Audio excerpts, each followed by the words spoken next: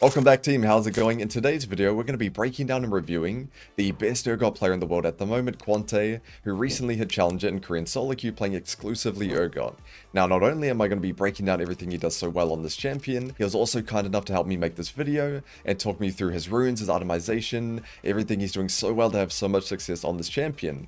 There's even a section, it'll all be timestamped down below, where he gives advice for any Urgot players out there if they want to find success on the champion. So if that sounds good to you, then let's get started. First up, we're going to be covering the rune pages, but just in case you're curious about what a good ban is for an Urgot player, QUANTE recommends to ban either Mbessa or Kasante. Now, keeping in mind, he is playing in high elo Korean Challenger, where those champions are picked pretty much every game and everyone is very good at them. In lower elo brackets, it's not going to be as much of a problem for you, but there's still good bans nonetheless. Now, for the rune pages itself, press the attack. This is going to be your standard that you take in probably 90% of your games. With that page, you're going to be taking Triumph, Bloodline, and Last Stand, but you can take Cut Down in really volatile matchups where you want to be playing for early kills, but Last Stand is definitely recommended most of the time. Now, for your secondary runes, it is going to be the Inspiration Tree, with Free Boots and Approach Velocity. Approach really good on Urgot, of course. You can swap out Free Boots for Cookies, but it doesn't really suit into your identity in the early game, so most of the time you just want to run this extra scaling. Now, with the rune shards, double adaptive, and scaling HP, I was extremely curious about why he never runs flat HP, even into Ignite Sid or Darius, really volatile matchups, and he just feels like you don't really need it that much. The flat HP, of course, gets outscaled around level 7, and he feels like in most matchups, or pretty much every matchup he plays, you can get to that point without really needing the extra 50 HP. Now for Phase Rush, this is mainly matchup specific into champions like Olaf, champions like Cho'Gath, Volibear, or Kasante, where if they force onto you, need the extra mobility to get away from them, especially champions like Kasante or Olaf, you can't really disengage them off you without this rune, so it's borderline unplayable without this rune page. And in that page, you're going to be taking Nimbus Click, Celerity, and Gathering Storm, fitting into more of that scaling mindset that we'll talk about more in the Power Spike section, and then same secondary runes as well, Free Boots and Approach Velocity, double adaptive scaling HP, that's not going to change at all. Now, he has brought up the value of Phase Rush in heavy range comps. So let's say you verse Lilia jungle, like a Hui mid, any comp that top laners hate to verse, range support, stuff like that. The value of Phase Rush does increase. Really hard to get high PTA value in that, but it should 99% of the time be dependent on your matchup. If the matchup is extremely good for PTA, but the rest of their comp is ranged, just take PTA and play mainly to gain leads in your laning phase. Moving on to summoner spells. Now, most of the time you will be running the classic TP and Flash together, but you can run Ignite Flash in certain matchups. Now, the ones where it's the most needed are champions that have double combat summoner spells as well, and also it's going to be really unplayable for you if you don't have extra combat power. The champions like Vayne, champions like Varus, if you take TP, you're probably going to get shit on anyway. You need the extra power that Ignite Flash will give you.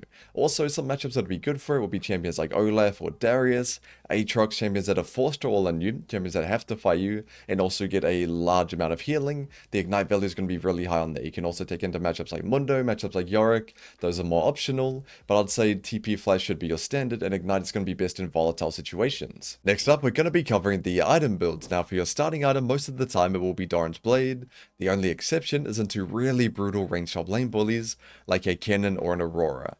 Now, for your first buy, because you want to be rushing Black Cleaver as fast as you can, you want to be going either Phage or Pickaxe as your first buy if you can afford them. Now, there are some more niche scenarios, so you can go Serrated Dirk as your first buy into range tops like a Varus or a Vayne, something like that, where you want to be playing for early kills and all in through it. The extra burst potential from Dirk will help you a lot in those matchups, and stacking HP doesn't really do a lot into them, of course, so Black Cleaver Rush doesn't feel as good for your lane. Just keep in mind, you won't be upgrading that Dirk right away, and most of these matchups, you'll sit on the Dirk and go Black Cleaver. Now for Healing Cut, go Executioners into champions like Warwick or champions like Zac, really good to build Healing Cut first. You can go it into Aatrox Mundo if you want to, that one is more optional, but I'd say for Zac and Warwick, strongly recommended. Bramblevist is just mainly into champs like Aurelia, who is going to be hitting you constantly, a lot of on-hits and healing as well, so Bramblevist will feel good into them. Now for Cull, this is mainly depending on how much gold that you recall on. So if you're sitting on around 600, 650, like a really awkward buy, Cull is going to be the way to go. Because last season you could just cheat a recall and pick it up every time, but now you're not going to be doing that, so buying Cull feels kind of awkward if you can't afford Pickaxe or Phage. You want to be doing that every time. Now, for your first buy, like I said, Black Cleaver Rush. The only exception is into the Vayne matchup, where you can go Edge of Night instead, because the shield will block the Vayne, making it very easy to all-in her. Now, for the boots, one thing that you want to keep in mind is you want to be sitting on your tier 1 boots until after you finish your second item. The only exception is if you're up against a ridiculous team comp like Tryndamere, Graves, top jungle, something like that, you know, the top lane is really getting inted, you can go tabbies in that case, or Merc Treads if it's similar but for AP and CC. But Merc Treads is not really that recommended unless it's ridiculous, because you can buffer your E through all their CC anyway, and you're building Steerax for tenacity. Now, Swifties is just the really good all-rounder boot, really cheap. If you don't really need tabbies, don't really need mercs, or if you base with enough gold for Swifties at some point, of course you can look to pick these up. Now, for your second item, your Steerax will be your go-to. It's going to give you a lot of team fighting potential, but you can go a lethality item if you want to side lane more.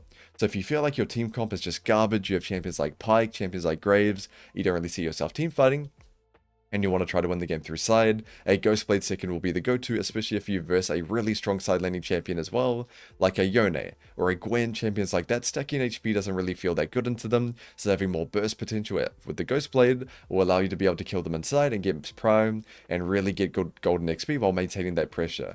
Hubris is more of a for fun snowballing item, also another alternative, but Ghostblade is more so recommended. Now, to showcase some examples of what a full build on Urgot will look like, most of the time it is going to be our top row here.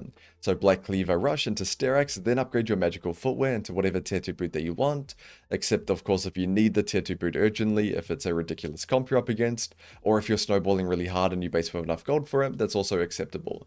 Now after that, you're mainly just building tank items. So Randuin's is your go-to armor item, especially if they have multiple crit champions like a Yone or a Yasuo, Tristana mid, something like that, but Jaksho is going to be your standard if they have a pretty well balanced comp.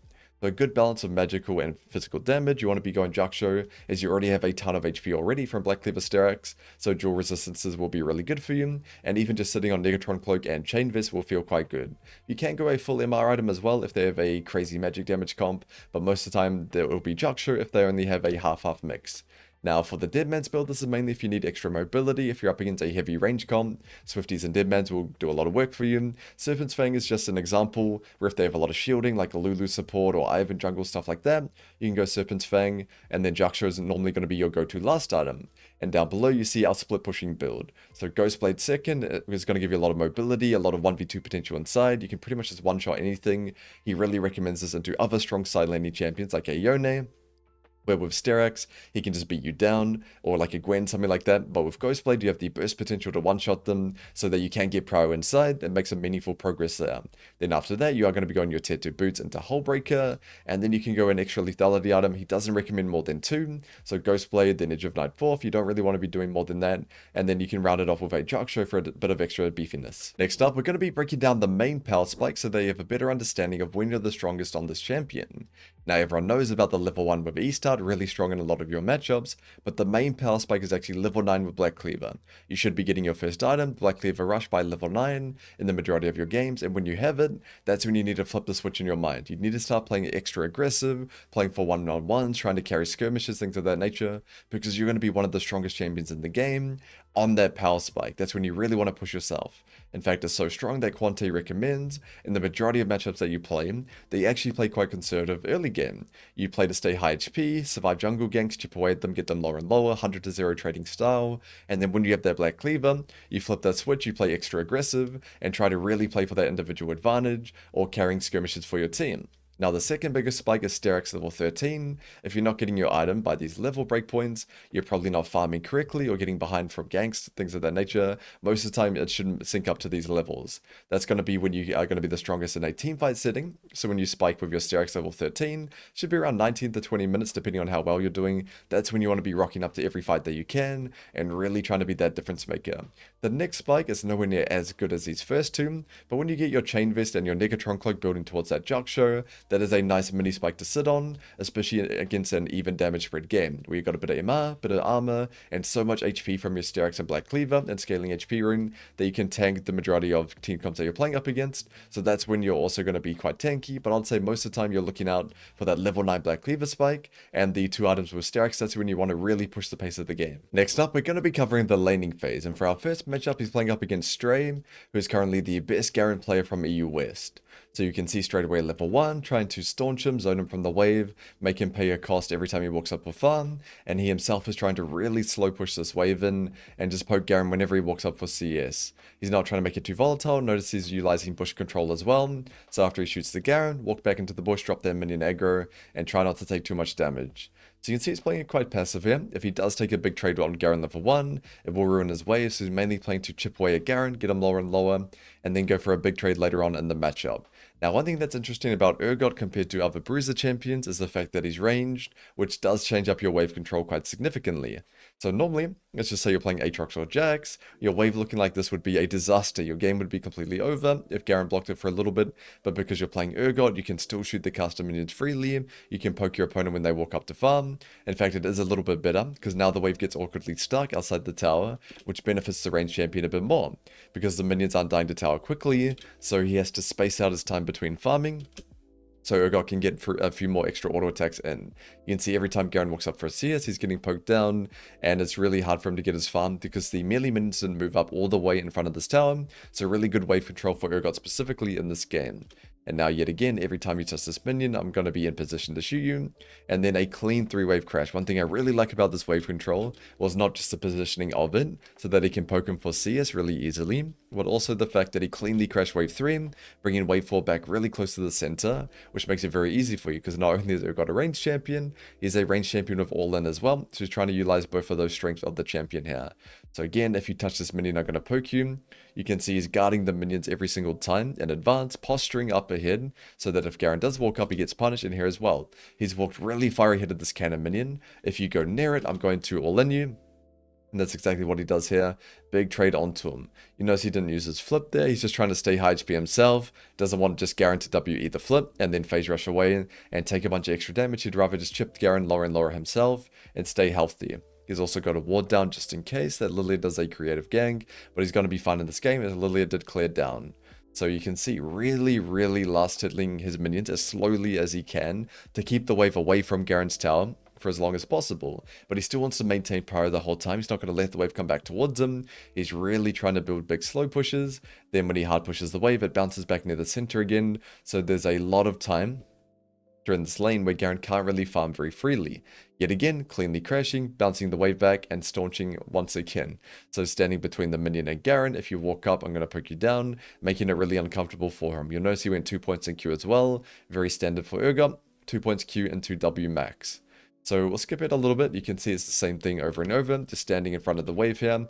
But now level 5 verse 4, if you touch this minion, I'm going to all-in you. And now that he's laid the groundwork down, gotten Garen low enough, he goes for his all-in here, able to pick up a nice solo kill on the Garen. So I'll skip ahead a little bit to after he bases and TBs back to the lane. And you can see here the way Quante punishes Garen's mistake was really well played. So punishing him for farm, but Garen gets sick of getting shit on the entire game, goes for a trade. Now Garen's trade here ruins his slow push. He pushed the wave too quickly, so now he can't bunch up a wave back here. He lets the wave bounce back here, and Quante walks into the bush, lets the wave come back straight to center, and then goes for his all-in very shortly. Again, if you touch this minion, I'm going to go on you. Leads with Q. Now that Garen's Q is on cooldown, can't cleanse that slow, and can't proc phase rush very easily, he's going to be looking to punish him again.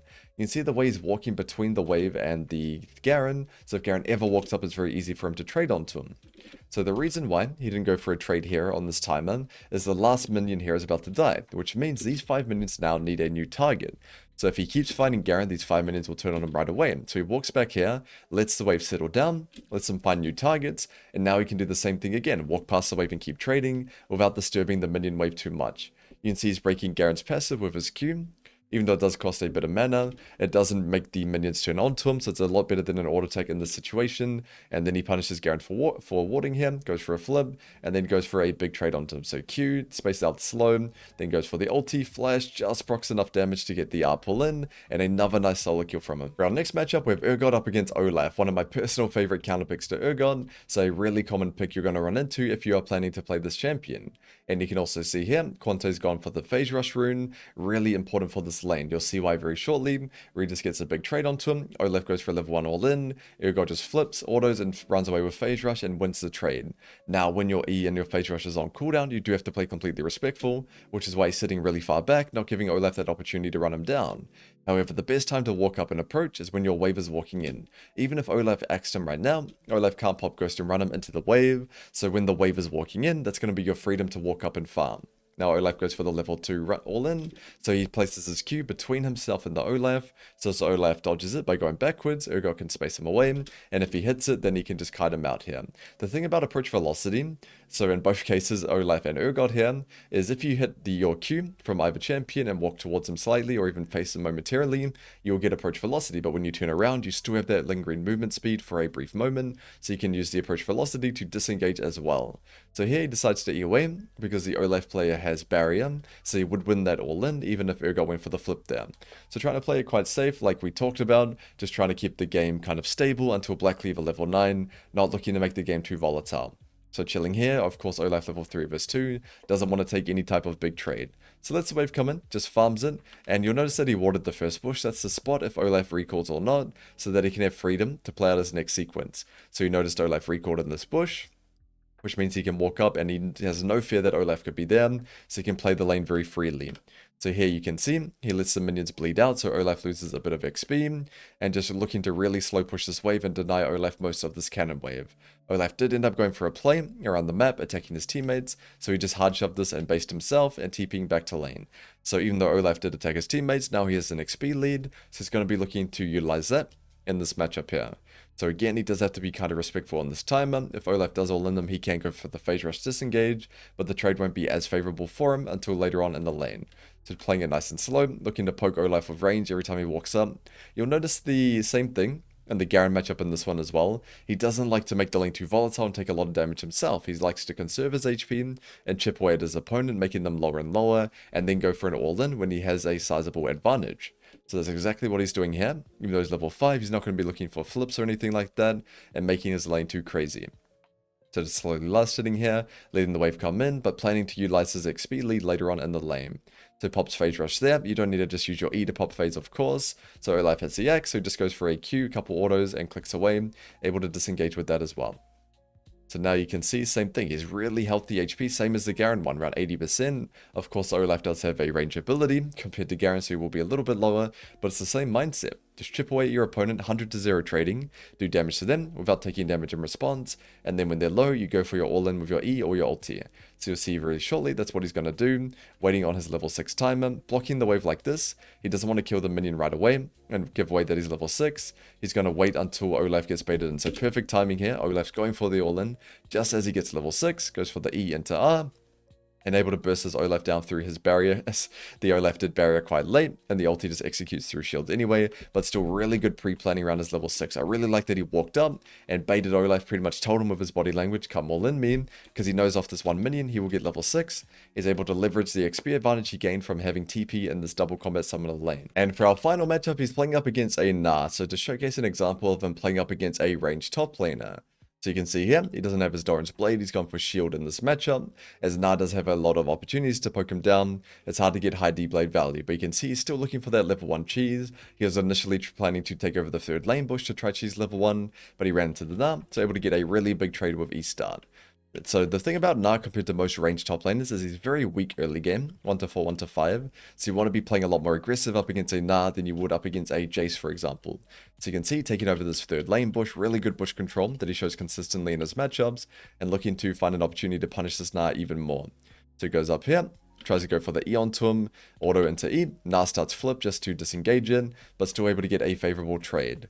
So just here you can see always posturing in a way if you walk up and touch this minion, I'm going to auto attack you, making it really uncomfortable for them. So slow pushing this wave, and yet again the wave in a kind of awkward spot if you're playing a melee champion, but for Urgot it doesn't really matter that much, especially in this case Gnar's so low it doesn't really matter either way. So pokes him down every time he can, just nice short trades. You can see he still maintained high HP himself this entire lane, so it looked like he's making it more volatile than the previous lanes because he is playing more aggressive, but he's not making it volatile. He's still taking trades where he stays high HP himself, he still has his potion, he's got D-Shield regen, he just knows in this matchup he can push his early game power a lot more than he did up against Garen or Olaf, for example. So you can see right away, letting the wave just sit in this neutral position, coming back towards him slightly, trying to poke the Gnar when he can. So just slowly last hitting him, building his advantage, letting the wave come back in more, so he can bring Gnar away from the tower and go for an all-in. So here on this wave is going to be his time. If he lets Gnar one-shot this wave, he's going to miss his opportunity. So you can see he's pre-moving up, gets his level 4 first, and then looking to punish this Gnar even more.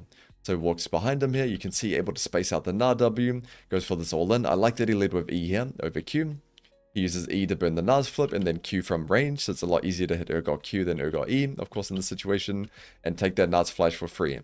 So pulls the wave up here, goes for a nice base on a freeze, and TP straight back to lane. So Cull, of course, like we talked about, awkward amount of gold, he had around 600, something like that, so perfect to go Cull refill, but if he could have afforded pickaxe in this situation, of course he would have, but you don't want to be greedy in your lane. If he misses back timer there, to greed for a pickaxe or a phage or something like that, Gnar would have been stronger than him, so it's better for him to just base and take the not as good buy, but still be here at full power, able to continuously punish this Gnar player. Especially now in this situation where his jungle and support are topside, he wants to be using that pressure as much as he can. So Alistair comes in for the gank, not able to really get anything, just a little bit of damage, but still helpful either way. So you can see he's still slow pushing every single time. It's pretty rare that he'll just nuke hard shove a wave, unless he needs to recall something like that. Most of the time he's keeping the wave away from the enemy's tower, away from their safety as long as possible, or letting the wave come back towards him.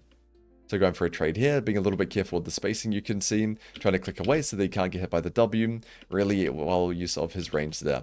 So good spacing by him, and yet again, really similar to the last game, you can see level 6 is approaching, so he's going to be looking to abuse that level timer. So you can see, waited out the Gnar's Mega, playing it nice and slow here, and then looking to punish him even more very shortly. So you can see here, goes for the Q, gets the bone plating, planning out his all-in, and now he doesn't want to mess with the wave too much. The reason he didn't make it too volatile there or too aggressive, he wants to pull the wave back here, away from his tower. You can see he can one-shot wards with W as well, so he can maintain his good bush control, have the wave come back into him, and play for a kill on this Gnar. He knows he burned the Gnar's flash from earlier with his Q before, so he's going to be looking to punish. So you can see he's not making it too obvious so pretending to click backwards, and then goes for the max range E flash into ulti, able to one-shot this Gnar before he can pop Mega. So I'd say you can see here by the movement, he didn't make it obvious. Of course, every Urgot player wants to E-flash this guy for a kill, but the way he was moving made the Gnar feel like he could go for this cannon here. Look, he's running away as Cannonman is getting 1 HP. Any top laner is going to go for this one. He faked him out, he played the mind games, and then he was able to turn instantly for the E-flash, just as Gnar got the Cannonman and able to pick up a really nice solo kill. Moving on to team fighting, and there's one extremely crucial skill that you need to develop on Urgot to master your team fighting, and that is holding your abilities. QUANTE shows it extremely well in this game, and it's a skill that pretty much every single Urgot student I've ever had has struggled with this. Holding on to your abilities until the right moment. Urgot has 2 abilities, E and ulti. The other 2 you can just use whenever you want, but you need to hold on to these abilities until the right moment. So you can see here straight away there's 2 people in front of him. Ahri has Charm, Cassandra, everything, but he's holding everything. He's using W and the old Q. He's not using flip or ulti for a really long time. Waits for Cassandra the ulti in, waits for Cassandra's W, and now he goes in. Now he goes in with the ulti, able to pull them, and then chain CC the E flip off of the R Fair and kill the Ahri as well. He was 100% the difference maker in this fight. So if we go back to it, you can see there was a lot of pressure on him to E away or E a target, anything like that. There are 3 people here, his teammates are flanking, 2 people running at him, but he held onto his E, he held onto his ulti for an extremely long time, waited for the right moment to strike, and then went in now when Cassandra had nothing left. He also used his ulti during Cassandra's W animation while he's still channeling it, so Cassandra couldn't really dodge it that easily, and then he was able to pull him in and chain CC that E off the fair. So really impressive stuff holding his abilities. Definitely the #1 skill to practice for an Urgot player if you want to improve at your team fighting. Another important skill to be able to team fight well on Urgot is being able to buffer your E through CC consistently, especially in a chaotic team fight setting. So we can see here, Sion goes for the TP flank, big charge Q, his whole team runs away, he holds his ground and buffers his Eve through the Sion Q, timing it perfectly and able to get a kill, AoE fair onto the Gragas and make him useless in this fight as well. Now he did make a mistake at the back end of this fight, but really good E buffering when his entire team ran away, he could have disengaged, he held his ground, was able to get a pick, and utilized the chain CC from the fair as well. To show one more example of this from the very same game, you can see here yet again just another objective fight. everyone's going in. So put on his vision, he sees so many targets to keep tabs on, holding on to his E, playing it very, very patiently. So now the Gragas comes in, still holding E, waiting for the Gragas flip, buffers the E through the Gragas E, and then disengages here. Able to get a fadeaway quickscope as well with the ulti, so really good buffering back to back in this game. And of course, the more well-known tip on teamfighting for Urgot is utilizing your flash with your ulti to fear crucial targets in a team fight. So you can see here TP's in, this is all he can see by the way, but he knows their team is roughly there, and just goes on the closest target here.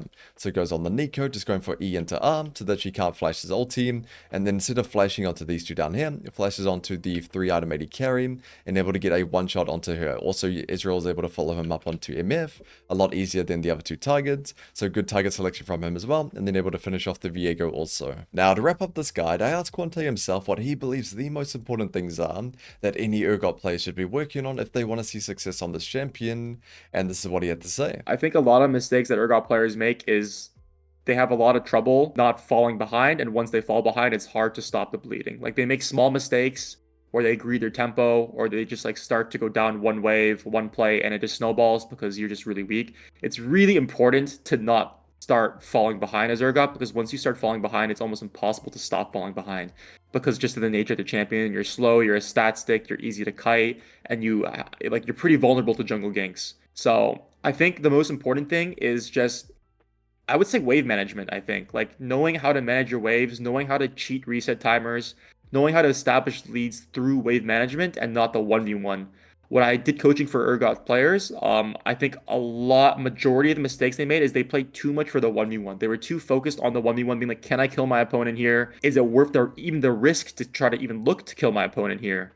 And a lot of them would make this mistake where they're like, yeah, they're just playing for the 1v1, they're playing too aggressive, and boom, jungle gank, or like, boom, one misstep, they miss one E, their game is doomed, you know? Or like they're not respecting their opponent's ability to just like push them in and like take a reset themselves, and then they're just stuck under a lane with their tower with no items and no resources. So I think playing for the 1v1 is okay if you know the matchup and you know your limits, but I think it's just a much more consistent game plan to minimize the 1v1, play for your wave states, play for your XP, play for your CS, play to scale until 9.